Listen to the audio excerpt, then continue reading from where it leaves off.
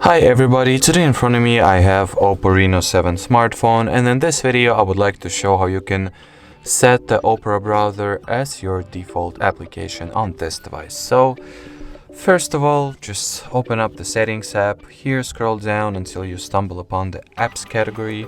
At the apps category, go to the default apps section, and at the default apps menu just choose the browser app, select Opera, and from now on the Opera will be the default browser on your device.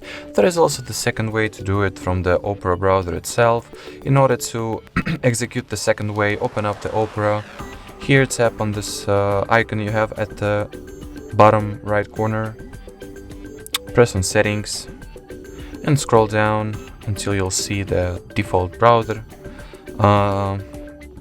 section. Click on next, choose Opera, set as default, and well, from now on the Opera will be the default browser for your device as well. So that was it for this video, guys. Thank you so much for watching. If you found this tutorial helpful, don't forget to leave a like, comment and subscribe. Bye bye.